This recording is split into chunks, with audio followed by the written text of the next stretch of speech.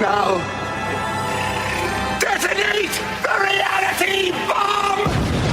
I will build a great, great wall. Some alien race to come down and threaten us. Is the singularity near? The truth is out there. The military-industrial complex. The 7 mountains of the influencers of culture. To be as gods, you know. Change has come to America. Catapult of propaganda. From a secure location on top of the ridge in the heart of the beautiful Missouri Ozarks, this is A View from the Bunker. Now, here's Derek Gilbert. 35 years ago, I experienced something that was one of the most terrifying moments or events of my life. The program tonight is not about me, but it's an event that I can relate to because I did experience it once, and thankfully only just once. Welcome to A View from the Bunker.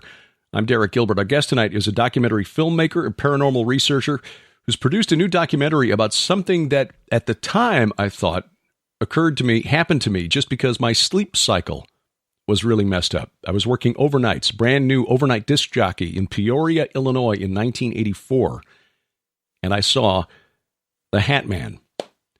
The new documentary is titled The Hat Man: Documented Cases of Pure Evil. We are proud to welcome for the first time to this program the producer-director of the film, Kyle J. Macias. Kyle, welcome to A View from the Bunker. Hello, thank you for having me. I really appreciate it. I really do like a lot of your guys' work. The podcast, obviously, your guys' books. I read them all the time. I appreciate that. And I'm glad you reached out to me and shared the trailer with me a couple of weeks ago. The film is brand new. It is available on demand at Vimeo. And check the show notes wherever you're listening to this or watching this if you're using the YouTube channel, because the links to where you can find the film are in the notes. Vimeo on demand. It's available as a DVD from Amazon, but also available now at Amazon Prime Video to stream.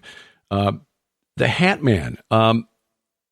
Rather than me telling my story, because like I said, this is not about me, because this is a much bigger phenomenon. One of the first interviews on this podcast, and I will also link to this interview because, he was one of the men you interviewed for the film, Jason Offutt, who wrote a book about this subject. Kyle, who is the Hat Man, and why did you want to make a film about this phenomenon? Yeah, basically the Hat Man is a worldwide phenomena where people report to see this same aesthetic type guy wearing either like a fedora hat, wide brim hat, top hat, really doesn't matter. And he has like either a 3-piece suit or he's wearing a coat. And one of the main features is the fact that he has no features, is that he's usually pitch black or shadow-like. And people wake up, they'll either see him looming over you in bed, they'll see him in the closet, in the doorway, in a hallway. And it also ranges from also outside visitations. So he'll be seen on the side of the road, in the back of your car. He really does seem to be a phantom type manifestation, but people say that it feels more like death, or it feels more like it's the devil himself, is what not all the witnesses, but the majority of witnesses say. So they're getting a sense of evil coming from this thing. It's not just seeing somebody that they don't recognize, because we see people we don't recognize all the time, but there's a sense that there's something really, really bad connected to this guy, and you don't want him coming any closer. Yeah, usually the majority of witnesses say that it radiates this evil and like evil intention, or they feel, I guess you would say, the energy of evil manifesting off this entity, almost as if it came from hell, or that it's your time is up and now it's time for you to die type feeling. Usually people, their heart rate is increased, all the anxiety symptoms, adrenaline is pumping. They feel like they're going to be attacked. That's usually the traditional sightings that people have. But there are few of them, but very far between, where they say that they feel like it was something good or an uncle or something. But if thousands of people are seeing the same type of guy all over the place, and he has a majority bad reputation, I don't think it's a good entity. I think it might have been tricking those few people. So you say this is a worldwide phenomenon. What are the common threads? I mean, what kind of differences are there in the stories? People see something like this in North America. Are we seeing the same thing as somebody, say, in Asia? Yeah, absolutely. So the majority of people, they see him. It looks like he's wearing a long jacket or a coat, and it's usually a wide brim hat, or it could range from a fedora hat. Those are like the two traditional ones that people see him as. But yeah, when I'm doing research, I interview people in the documentary. I interview people from the UK, of course, the United States. I think one guy was from Scotland, and it seems it was definitely worldwide. And I even interviewed some people in the Philippines that has seen the same type of entity. So it really does cross culture boundaries as well. That's a little unusual. One of the things I would have expected, just from having done some reading, I'm certainly not an expert ufologist, but I've read enough about the ufology or about the UFO phenomenon to know, or at least get the sense that throughout history, these sightings have changed in character to be culturally relevant to whoever they're appearing to. And the trench coat and fedora is kind of a European thing, English, American, Western European sort of thing. So it's a little surprising that this type of sighting would be reported by witnesses all over the world. Yeah, I thought it was really strange too. And going back to your first question, you said what got me into this subject is my mom and my aunt and my grandma claim to see this Hat Man, and that's what the internet has dubbed it. They dubbed it as the Hat Man. But when my family seen it, he would mostly be on top of stairs during the day, and it would be like, "What the hell is that?" And actually, on that occasion, it was my mom and my grandma, and he rushed down the stairs and left out the door. But they said it felt like it was something. They said it could feel like it was. At least my mom said it felt like he was looking into her soul.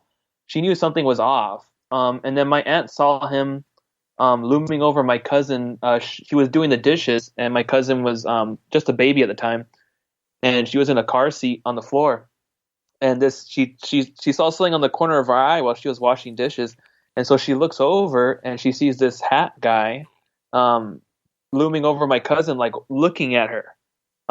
And she knew it was something supernatural because he was kind of ethereal or kind of see-through, but she didn't feel no threat from him. So she just kind of looked and like kind of was waiting for something to happen. So that's the thing that surprises me. What's the percentage or the ratio of sightings in sort of a sleep paralysis setting, which was what mine was, to those who see this thing in the daytime? Yeah, it's kind of weird. Like when I first started, the majority of the stories I was getting and the stories I was finding were linked to sleep paralysis. But as I came to a closing of the film, as I was editing the last part of the film, more people were reporting more that they were seeing him outside, like on the side of the road, in the back of their car. He would manifest like in the corner of the bedroom, like when they're walking around the house, like putting away clothes or just doing chores. It seems that it kind of went from attacking you while you're sleeping to more kind of manifestations during the day. But it kind of runs the gamut because the deeper you go into the research, you kind of realize that this thing kind of chooses however it wants to manifest, And I think more people are reporting the sleep paralysis one because that so happens to be the most popular one right now. Are there differences between the people and the different types of sightings that they have? Believers, non-believers, people who play with Ouija boards, for example. Does that seem to have any effect? Yeah, that was one of the most kind of disturbing things about this is because I'm actually a Messianic Jew. So I do believe in Jesus Christ. So I am a Christian. Mm-hmm. But when I was doing research for this, usually, from what a lot of churches believe is that if you're not dabbling in something, it can't really bother you, which I think that's a lie or kind of a misconception. Mm-hmm.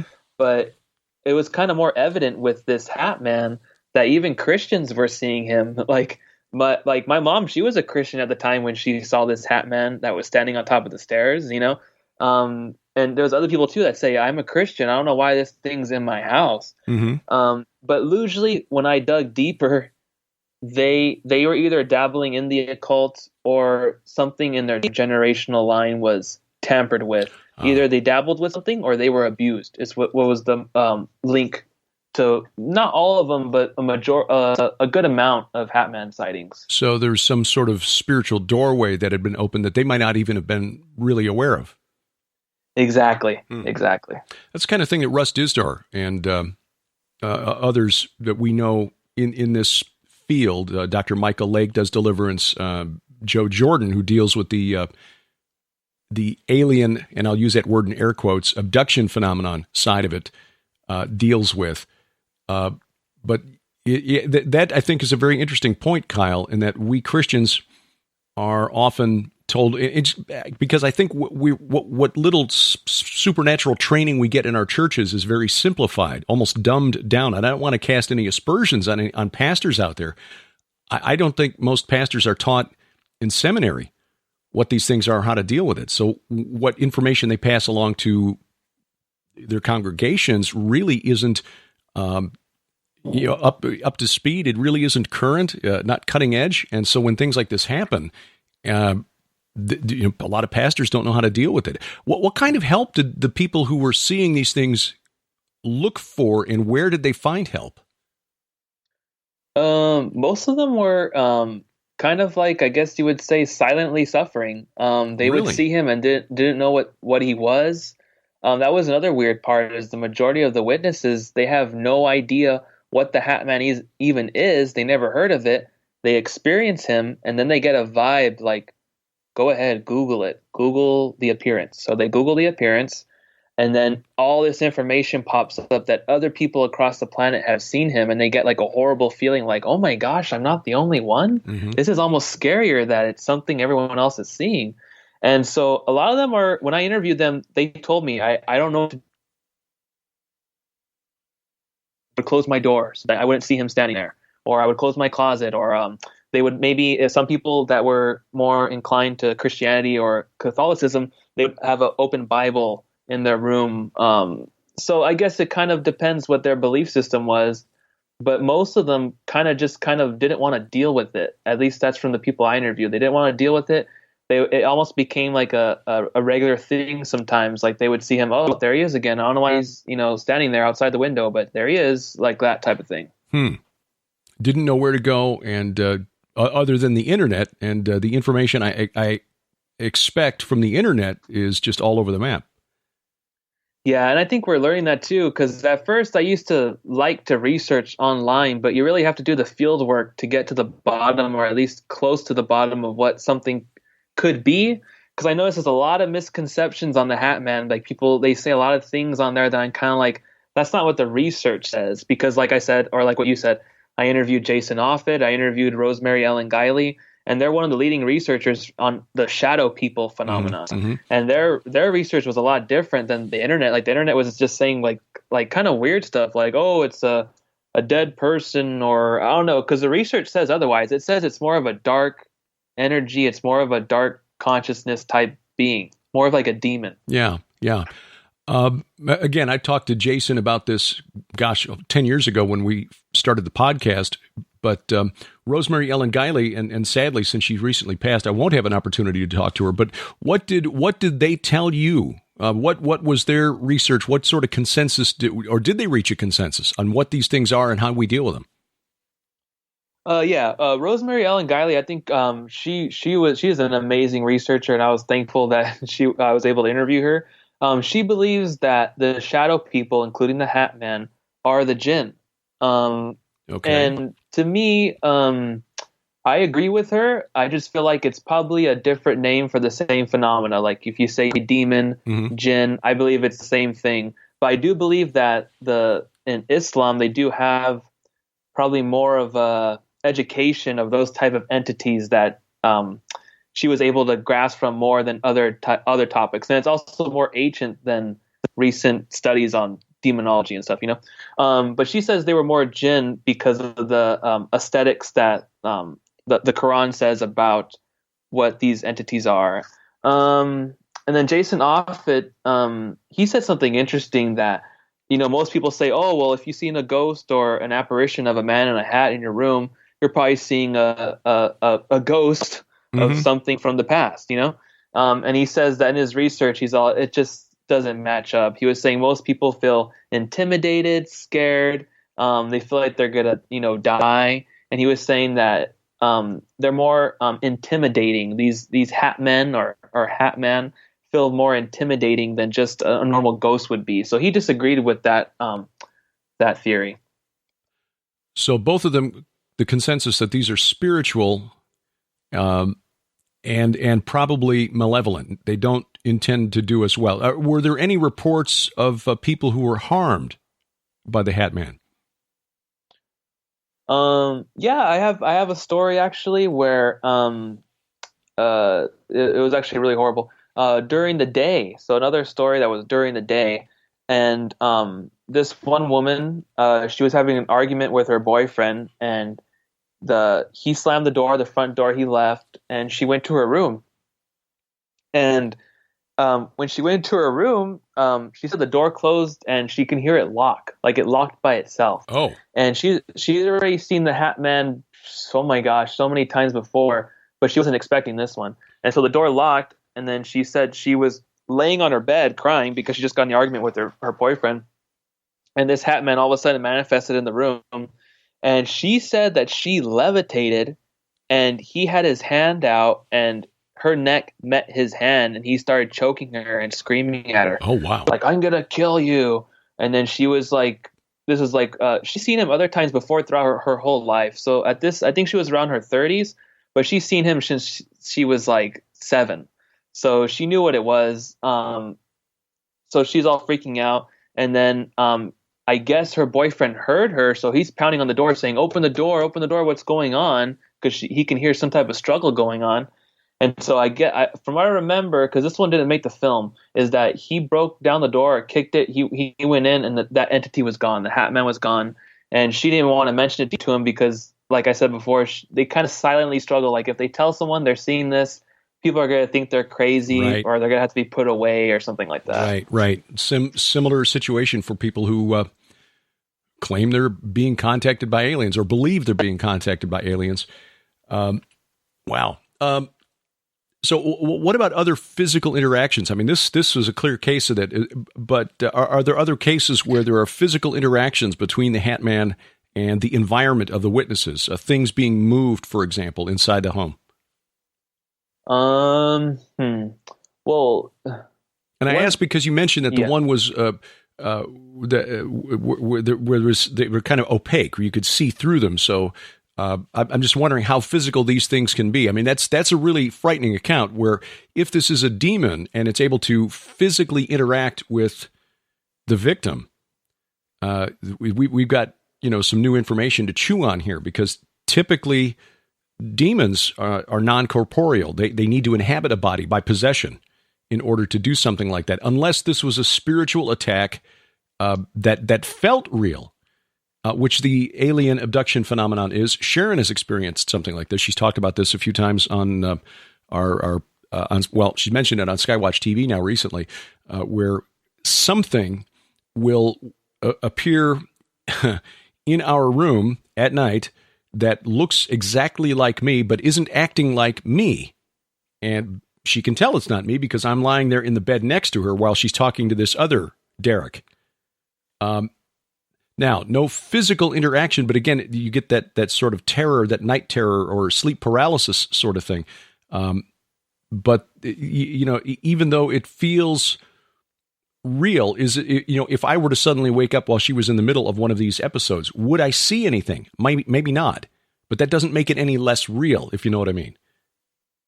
So I'm just curious. Yeah, I'm totally glad that you mentioned that, because you reminded me of something I wrote down a long time ago that I wanted to mention, actually. Okay. When I was doing the research on the Hat Man, most people, they don't just see the Hat Man. They also see other entities in the room at the same time. Oh. And the weird part is that he's usually watching or overseeing what's going on. So most people are like, no, he's in charge. He's in charge of the other shadow people. Like they know, they tell me, they go, no, he's in charge. And he was overseeing the operation of terrifying me. So like people wake up and they'll see like they'll see other shadow people around the bed, and then they'll be saying something or attacking or being on top of the person, molesting the person, and this Hat Man is in the corner watching. But they get the sense that he's in charge or he has authority over these other ones. And so when I came across those stories, I was like, that's interesting, because I agree with you, is that demons are usually, they're looking for a body to inhabit or an object to inhabit. They're not really like manifesting in that way. Mm-hmm. So I was thinking maybe this Hat Man is a higher rank or possibly more of an actual fallen angel type thing, where, because most people, like I did mention earlier that my aunt seen him and he was kind of see-through, she said. Right. But the majority of witnesses say that he looks solid. So I should make that clear. Mm-hmm. The majority of witnesses say that he looks solid. Like it looks like an actual man standing in your bedroom or standing in your house, but he just looks black. He just looks like he's all in shadow, but like his face is black, like a silhouette. So I did come across, and that is one of my theories, is that this thing is a high-ranking entity that's in charge of more of demon-like, those hybrid-type creatures, those other basically demons, yeah. But if I can answer the other question, you said the physical attacks. I'm trying to think if anything was moved in the room. That doesn't come to my attention. Most of the attacks are what Rosemary Ellen Guiley called dream invasion, and you kind of mentioned that before, where he's in the dream, he's giving you a nightmare that's very hellish and nightmarish. And then the witness wakes up and they think they're fine. They think they're okay now. They kind of like catching their breath.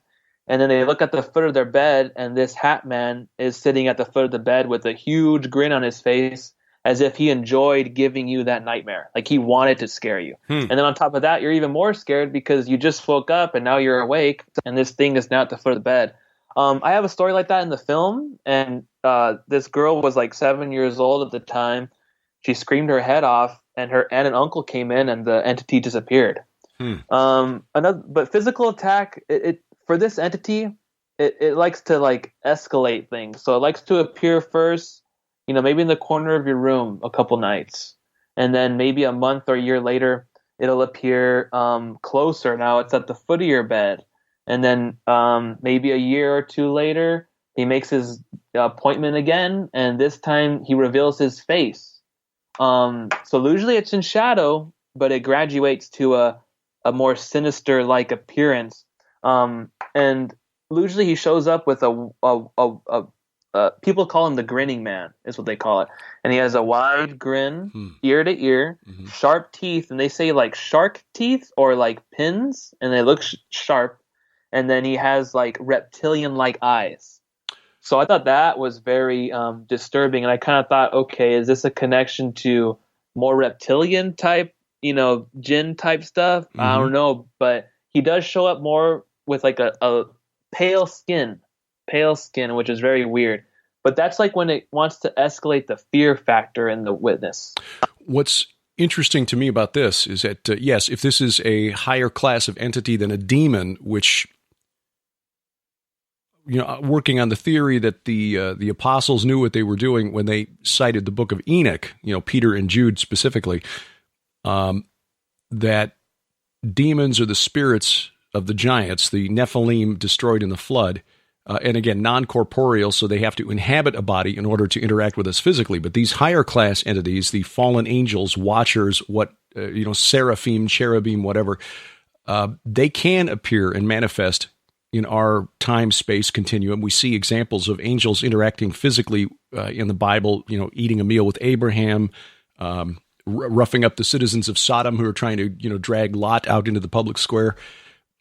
But the description of a reptilian-type creature is really intriguing, because the word translated serpent in the Bible, nakash, is used a couple of places in the book of Isaiah and the book of Numbers, interchangeably with the root word behind seraphim, specifically translated into English as flying, fiery serpents, nakashim, seraphim, which suggests that these serpents aren't serpents at all, but serpentine and angelic at the same time. Yeah, and that's when I came across your guys' research on specifically that, Mm-hmm. and then I was that was kind of a side study for me. Mm-hmm. And then the other thing was, of course, I was researching the Hat Man, and I was like, wait a second, it has these qualities, and it has people think it's higher than the other demons in the room, and I'm sure you heard of the old hag syndrome or Right. the old hag night hag. Mhm. He also people have stories where they say that the night hag is on top of them or in their room, and this Hat Man's watching the whole scenario. So they feel like it's a higher ranking entity. So when I saw that and was making the connection with what you guys were saying, I truly believe that this thing is exactly that. It's a higher ranking fallen angel that's in charge of these other demons. And most people say too, and even people, I even came across people who were like, I guess you would say like more occultish, you know, more into the occult, and they would tell me that this thing was kind of like the key holder to the dimensions. That he was the one that kind of opened the dimensions, or I should say portals. He opened the portals to let these things in, or he knows where the portals were at to let more of these things in if you already opened the portal. That's what I came across too. But no, I completely agree with you. I do believe that that's exactly what it is. I think because he mostly appears solid. He has those qualities. He likes to conceal his face if that really is his true face. And then he does show up very tall. Sometimes he usually ranges from 6 feet, like 6'5", to 8 to like almost 10 feet tall, where he has to physically bend over to come into the room under the archway of the doorway. And that usually freaks people out even more. So it's more subtle fear that he likes to do, like little, I guess you would say, aesthetics of fear, like, because that's what people tell me. Sometimes it's kind of just freaky just to see him, that he's that tall in the room or has to bend over. You know what I mean? But I was just reminded, if I can ask your opinion on this, is Sure. One of the witnesses I interviewed, they saw him exactly what I said. He was very tall. He was so tall he couldn't see his head, and he was in the doorway, but they couldn't see his head. So he was just he was that tall. So he had to bend over to come in the room. So he bent over, came in the room, and this witness, he was young, like maybe 10, and he like turned away. He didn't want to look. He put the covers over his head, and he peeked a little bit, and this Hat Man was now right next to the bed. But he said when he looked down, the bottom half was hoof feet, like a what would you call it, like a goat kind of with hooves. And I don't know, what's your thoughts on that? I thought that plays more into like I don't know. What do you think about that? Because I thought that was strange that he's seen this thing with that type of leg, and I only heard it from one other witness. Well, also. we see some examples in the Bible of animal qualities in these spirit beings. The book of Leviticus, the Israelites are condemned by God for sacrificing to goat demons, the Seirim, which is interesting because one of the requirements for getting rid of the sins of the tribes of Israel when they were still in the desert with the tabernacle was to sacrifice a goat and then to take another one and lay the sins of the tribe on it and send it out into the desert for Azazel. Dr. Judd Burton, whose doctoral dissertation was on Panias, or the Grotto of Pan at the base of Mount Hermon, theorizes that Azazel may have been worshipped there at the Grotto of Pan, the base of Hermon, and that there may have been human sacrifices are involved in that. But the descriptions of the cherubim are described as having hooves like calves or like oxen.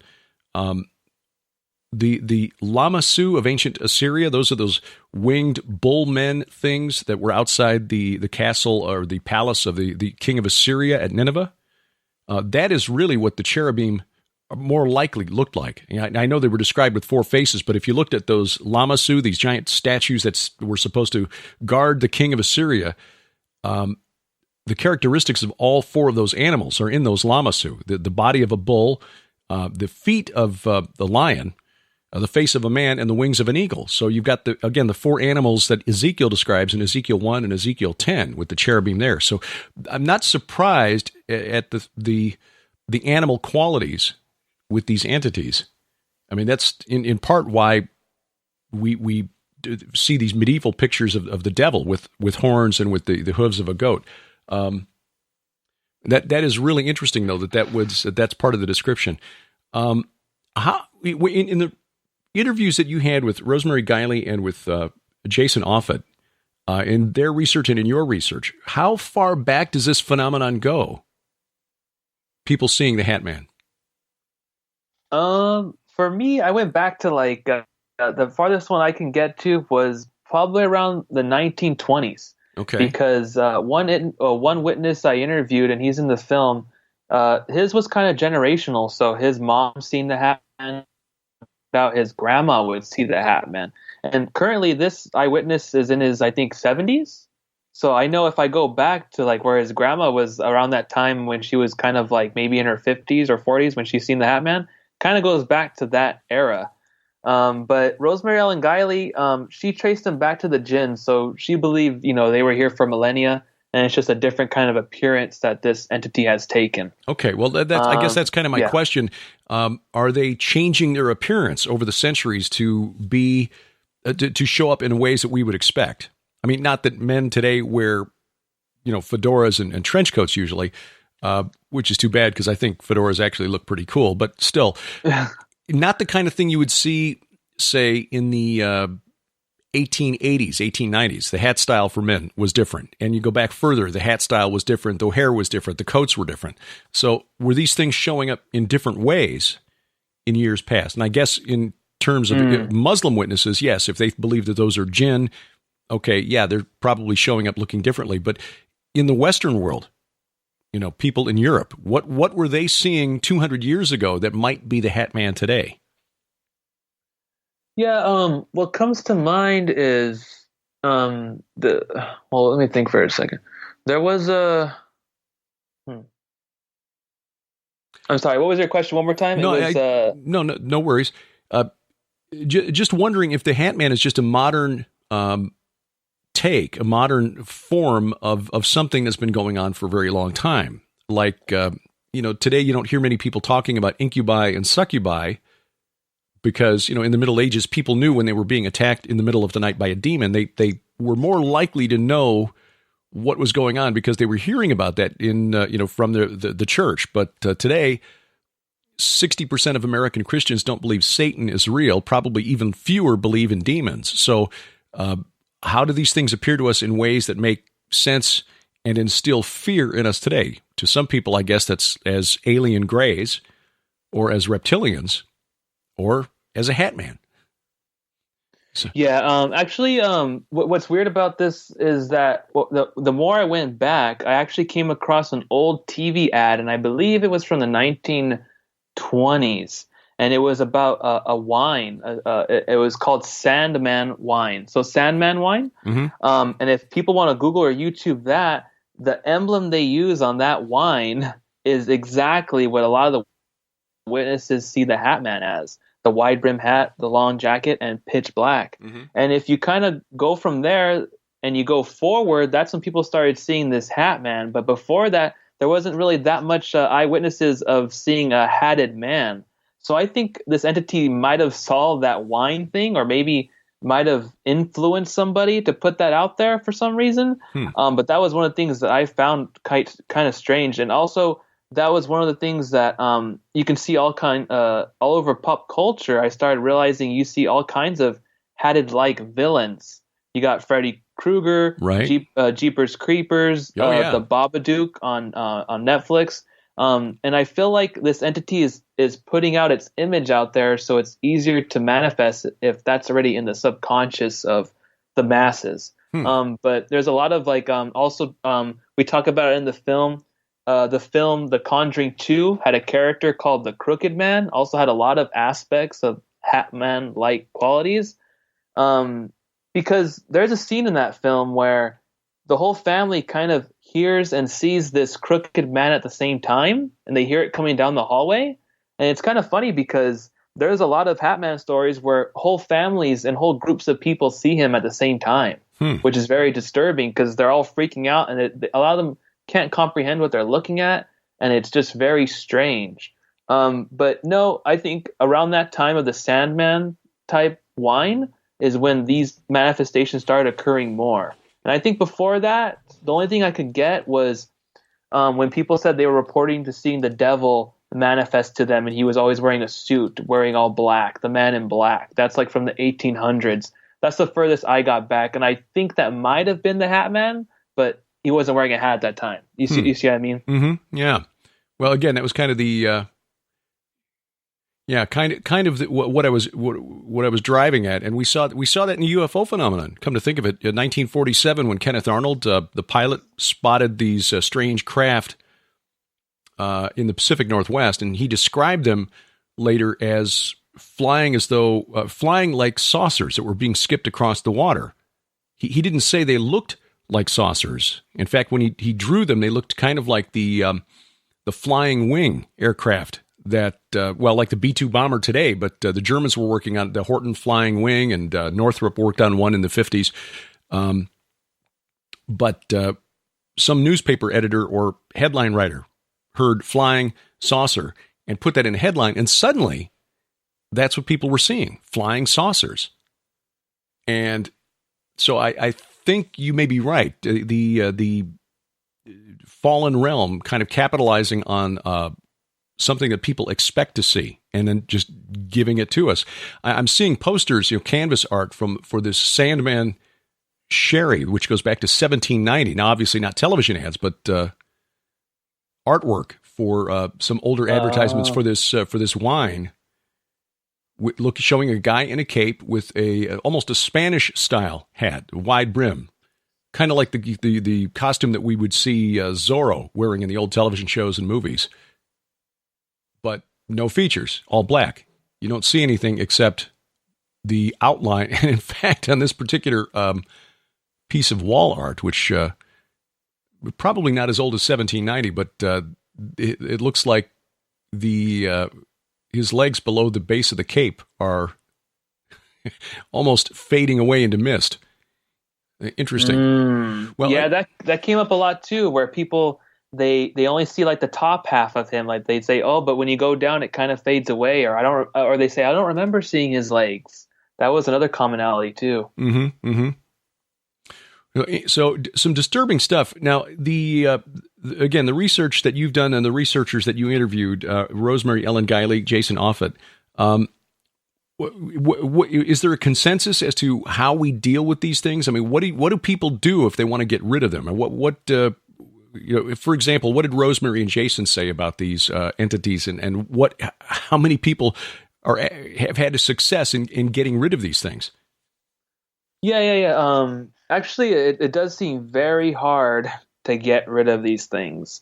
It's like once you open the door, it's very hard to close it, whether they subconsciously opened it or they purposely opened it. But Rosemary Ellen Guiley and Jason Offutt, one of their main ones is they said to leave a light on, which might seem a little bit like unconventional for some people, but for some reason, leaving a light on actually prevents these things from manifesting in the room. She also says if you have a TV on or a radio on, that can kind of disrupt the magnetic field or energy so that it prevents them from manifesting. That was one of her things.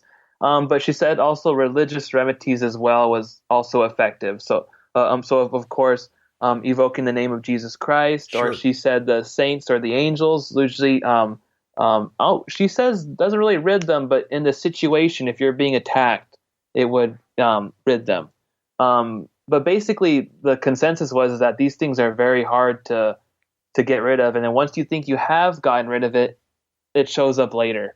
But that's usually only connected with the Hat Man.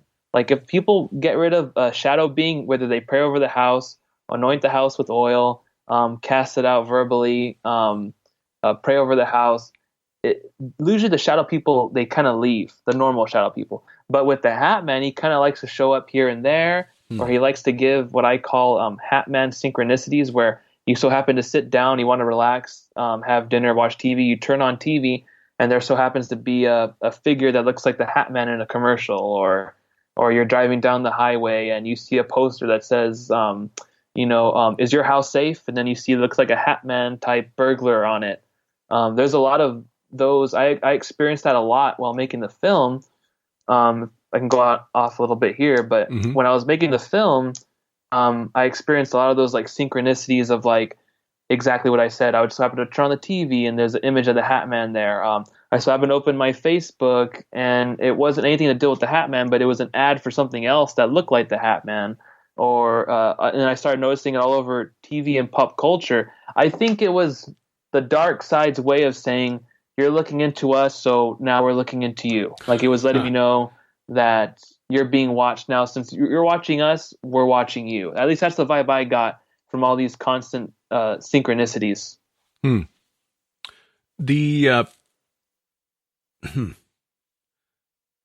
So your approach to the film, I mean, this this is something inspired by members of your family who have seen this and have seen this for quite some time. Why did you choose to do it as sort of a docudrama where some of the encounters with the Hat Man are dramatized?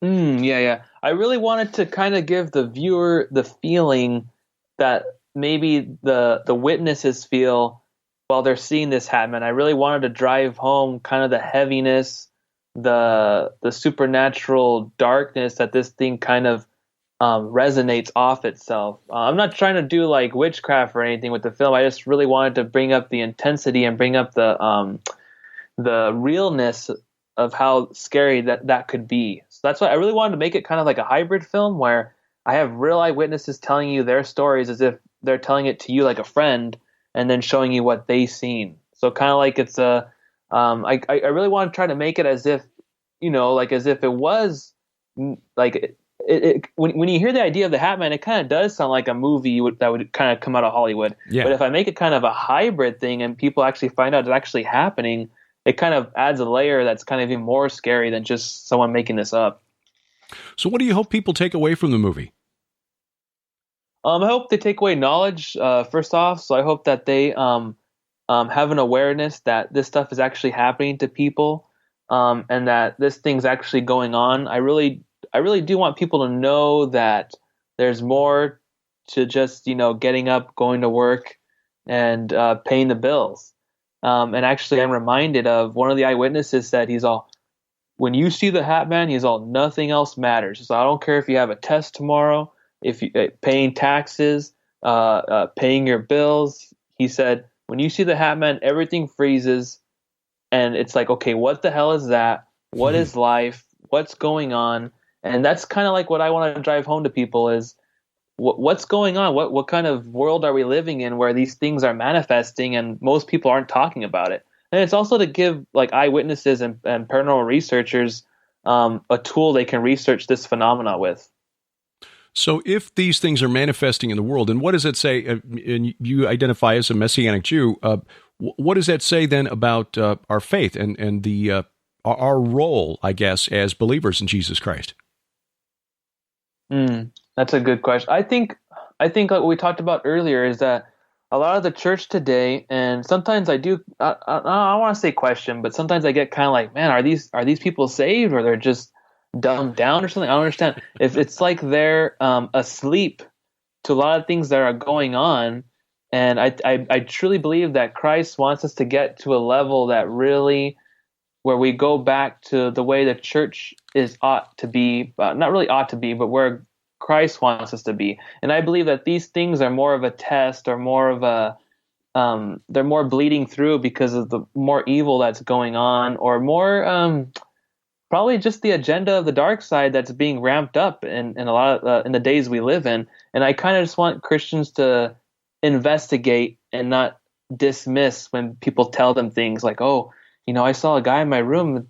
I don't know what the hell that was. And the Christian usually either gets scared or backs away. Or, I've talked to other fellow Christians as well, and they look at me like I'm crazy. They go like, what are you talking about? And some of them go like, oh, well, they either are scared or they come off more condemning, like, well, you shouldn't be researching that stuff. That's a sin, And I'm kind of like, no, it's not, because we're supposed to know about this stuff. How else are you supposed to combat evil if you don't know what's going on? Absolutely. And of course, the Bible, as L.A. Marzulli calls it, is the guidebook to the supernatural. We have the tools we need in there to address the situation. If we understand it properly. And it begins with understanding that the spirit realm exists, it's real, and a lot of it is unfriendly, which is why John the Apostle warned us to test the spirits, because not all are from God. But he also told us greater is he that is in us, the Holy Spirit, than he that is in the world. But as our experience, your mother, your aunt's experience shows that even people who are fully committed to faith in Jesus Christ, believe that we are saved by grace through faith in Jesus Christ, can still see these things. We haven't seen anything inside the house recently, but we've got something that seems like every month or so we hear something or someone walking on the roof of the house. And wow. I guarantee you we're not close enough to anybody or anything that would allow something to get up on the roof of the house. It's not a quadruped, and it's a lot heavier than a raccoon or a squirrel or even a big cat, which, again, would not make the sounds walking across the roof that we hear. But so, yeah, this reality that we perceive with our natural senses is a small subset of reality. And I think you're right, Kyle, that most Christians really aren't aware of it. The movie is The Hat Man, Documented Cases of Pure Evil. It runs about 90 minutes, so you can watch it without having to give up an entire evening or afternoon. The dramatic pieces are very well done. You're right. You do convey that sense of dread that people would feel peeking out as a child from underneath the blankets at this stranger that's in the room. Where do people go to watch or buy a copy of the film, Kyle? Yeah, actually, right now people can watch it on Vimeo on demand, and they have to type in the full title. So you have to type in The Hat Man, Documented Cases of Pure Evil. They can also buy the DVD and Blu-ray on Amazon, and also it's available for streaming on Amazon Prime Video. All right, and I'll put links to all of those, so whatever you choose to do, stream it, get the DVD or Blu-ray. You'll find a link in the notes at VFTB.net. Yes, VFTB.net, or anywhere else you're listening to this podcast. Just check for the notes and look for the link. Again, the film, The Hat Man, Documented Cases of Pure Evil. The producer-director, Kyle J. Macias. Kyle, a pleasure getting to know you, and look forward to staying in touch and see what you've got coming up next. What is your next project? I'm actually going to work on some short films related to this topic, and then maybe another documentary about something else. We'll see. I kind of ponder some other weird stuff that kind of connects to the Hat Man that can also be explored. All right. Well, we look forward to it. Kyle, thanks for your time tonight, and thanks for your work. We appreciate it. All right. Thank you. Kyle J. Macias, or Macias. Forgive me, Kyle. Link in the show notes, VFTB.net, or wherever you're listening to this podcast, which is, of course, wherever fine podcasts are sold. Direct you to the film, The Hat Man. It is a puzzling and worldwide phenomenon. Don't miss it. Hey, coming up, we are going to, speaking of worldwide, Sharon and I traveling next year a lot. Not one, but 2 trips out of the country. Plus, we can begin to reveal speakers for SkyWatchTV's 2nd Defender Conference. That and more straight ahead as A View from the Bunker continues.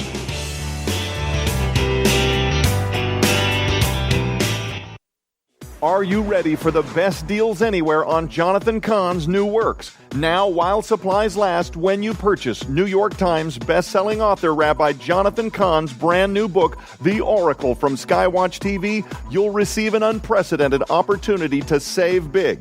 SkyWatchTV is proud to announce 2 new collections, the Oracle Collection or the Oracle Collection expanded with uncensored DVD album.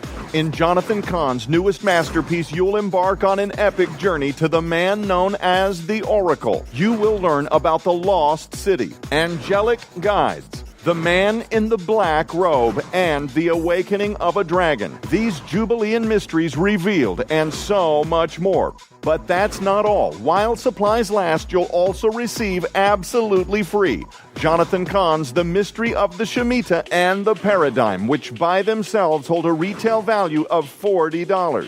Sold separately, this exclusive offer retails for $64. Yours now for only $35 plus shipping and handling.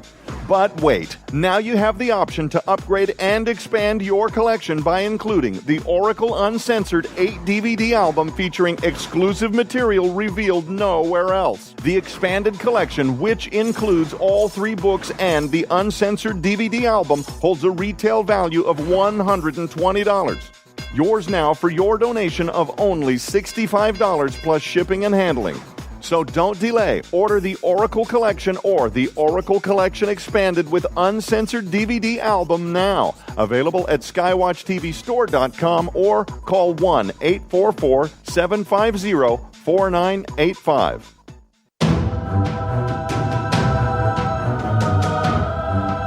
Driving the internet to think every Sunday night. This is A View from the Bunker. I'm Derek Gilbert. Next week, we got a great program next week. You've heard of the Serpent Mound, right? The Serpent Mound? Well, you probably think it's in Ohio. Ha ha ha! I fooled you again. There's another one.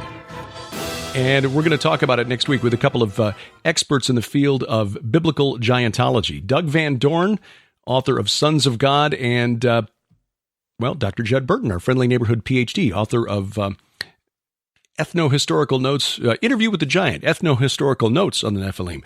I had stumbled onto something on Google Earth. I thought, hey, I've not seen anyone talk about this yet. I wonder if anyone has found this thing that I found. And sure enough, Doug Van Dorn was already on it, and he'd already told Judd Burton about it. So we're going to discuss that. That'll be the program uploaded next Sunday night, October 13th, appropriately enough, 10/13, 2019. The Serpent Mound of Bashan. Now, mentioned some travel coming up next year. Sharon and I are going to be getting around. As you're hearing this, assuming you're hearing this on Sunday evening, we are just wrapping up our time at the Unsealed Scroll Prophecy Conference in San Antonio. Obviously, a little late for you to make travel plans to San Antonio, since by the time you've heard this, it's all over but the shouting. But not too late to get streaming video and see presentations from the likes of Rabbi Jonathan Cahn, L.A. Marzulli, Bill Salas, Pastor Carl Gallups, Messianic Rabbi Zev Porat, Ryan Pitterson, author of Judgment of the Nephilim, Paul McGuire, Pastor Billy Crone, Jim Barfield of the Copper Scroll Project, and, of course, Sharon and me. And that will be available for some time after the conference. You'll have weeks and weeks to watch these presentations in full HD at your convenience. For more information, unsealedscroll.org, unsealedscroll.org, and save 20%. And we'll get you 20% off with the promo code Gilbert20. Now, next weekend, October 11th through 13th, while we upload that program with Doug Van Dorn and Judd Burton, Sharon and I will be in California at the Hear the Watchman Conference. This will be at the Hilton Irvine, right across the street from the Orange County Airport, the John Wayne Airport, which some activists are now wanting to change the name of because John Wayne is an alpha male, and we just can't have that. Well, we'll see how far they get with that. Anyway, right across from the John Wayne Airport, the Hilton Irvine, another great lineup: L.A. Marzulli, Pastor Paul Begley, Carl Teichribb at this conference. Carl doesn't do enough conferences, so we're glad to see him on the roster here. Our colleague from SkyWatchTV, Josh Peck, Stephen Bankars, Gans Shimura, and really glad to see some younger voices here at this conference. Michael Boldea, Troy Anderson, and Paul McGuire, the fellows I was honored to share a pulpit with at the Look He Is Coming with the Clouds Prophecy Conference in Sanger, California, just a couple of weeks ago.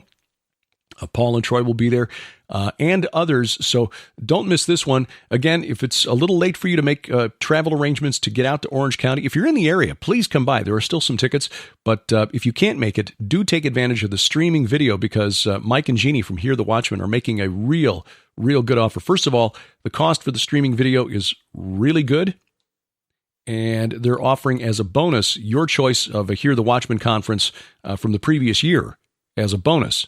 So it's like a 2-for-1 deal. And if you use the promo code Gilbert20, Gilbert20, you save another 20%. So check that out at hearthewatchmen.com. That's plural, hearthewatchmen.com for the Disclosure on the Coast conference. Now, next year, we're not traveling again until March. I know that Hear the Watchmen are planning another conference in Dallas toward the end of March, and we've agreed to be part of that. Don't have details on that yet, but it will likely be at the DFW, or the Hilton DFW Lakes Conference Center again toward the end of March. So if you're in Texas, Oklahoma, the Mid-South, Do consider that. Mark your calendar for late March, and we'll give you more details on that as soon as they become available. But next April 24th through 26th of 2020, Sharon and I traveling to Scotland. Pastor Billy Crone, Jim Barfield will be there. Stephen Wright, an evangelist from Ireland, will be coming over as well for the first Scottish Bible Prophecy Conference. This will be held in Troon, Scotland. That's Ayrshire, close to Glasgow, at Walker Hall in Troon. Again, Billy Crone, whose preaching is dynamic to say the least. Jim Barfield, whose research into the Copper Scroll, the mysterious Copper Scroll, and the treasures that may be buried at Qumran. Fascinating. Stephen Wright, I have yet to make his acquaintance, but our friend Juan Renau is setting this up, and if Juan likes him, then I think we're in good hands there. A 3-day pass for the Scottish Bible Prophecy Conference, April 24th through 26th, £53 or £28 for single-day passes. There will be a link in the sidebar at VFTB.net. VFTB.net, it's a long URL to try to write down, especially if you're like driving, Scottish Bible Prophecy Conference .brushfire.com/ anyway, just go to the website, vftb.net, and you can follow the link from there. And hopefully we can see you there. If you're in the UK, make the trip, because this is a kind of thing that is not happening right now in the UK. And we would like to encourage, we don't have to be at every one of these, obviously, but we would like to encourage more of these gatherings outside of official church channels. Nothing wrong with those who are working in the church and genuinely seeking to make disciples of all nations. But a lot of times the church hierarchy can kind of quench, if you get what I'm saying. So the Defender Conference. We are bringing the Defender Conference from SkyWatchTV back to Branson. But next year it's going to be in a much larger venue, a beautiful venue. Probably the number one resort in the Ozarks. It's the Chateau on the Lake. And you can see a picture of it if you go to the website, defenderconference.com. This is August 28th through 30th of 2020, SkyWatch TV's second annual Defender Conference. The speaker list already is dynamite, and we've not even confirmed everybody yet. Tom Horn will be speaking at next year's conference. He did not speak this year. He's now at a point in his ministry where he really prefers not to speak. He let others take the microphone, like me and Sharon and Josh Peck and Donna Howell and so forth from SkyWatch TV. Of course, we will all be speaking. But get this, Alveda King will be there. She is the niece of Dr. Martin Luther King. Dr. Michael Heiser will come back next year. Pastor Carl Gallups, Rabbi Jonathan Kahn, Lieutenant Colonel Bob McGinnis, Yaku Buyans, the film producer who's become an activist for, to educate us on the evils of human trafficking. And his presentation at this year's conference was jaw-dropping. So that's the lineup so far. Now, there will be more to confirm. But again, so far, Tom Horn, Alveda King, Dr. Michael Heiser, Pastor Carl Gallups, Rabbi Jonathan Kahn, Lieutenant Colonel Bob McGinnis, Yaku Buyans, and of course, all of us from SkyWatch TV. That's the Defender Conference, August 28th through 30th. And you'll find more information. Can pre-register already at defenderconference.com. Don't miss that one. Our second trip next year out of the country, and the second that we know of anyway at this point in time, going back to Israel. SkyWatch TV's Israel tour, October 12th through 25th of 2020. Next year, a special edition. We wanted to go back and see the megalithic sites of Sardinia again. And so we contacted the guide we had when we traveled with the True Legends group, and we're putting it together. So October 12th through 25th in Israel. If you want to stay a few extra days, to travel a few extra days with us and go to Sardinia, we'd welcome that. For more information and to reserve a place and put down a deposit, lipkintours.com. Lipkin, lipkintours.com. We'd appreciate it if you take a moment to leave us a review at Spreaker, Stitcher, iTunes, iHeartRadio, Spotify, or wherever else you find this podcast, which of course is wherever fine podcasts are sold. And give us a like. Our View from the Bunker page at Facebook. View from the Bunker is a production of Gilbert House, released under a Creative Commons Attribution, Non-Commercial, No Derivatives 4.0 International License. Our opening theme is Iron Bacon by Kevin MacLeod. His website is www.incompetech.com. Our announcer is DC Good. Next week, we talk about the mysterious Serpent Mound of Bashan. It's literally a quarter of a mile from Gilgal Rephaim, so don't miss that one. We wrestle not against flesh and blood. I'm Derek Gilbert, and this is A View from the Bunker.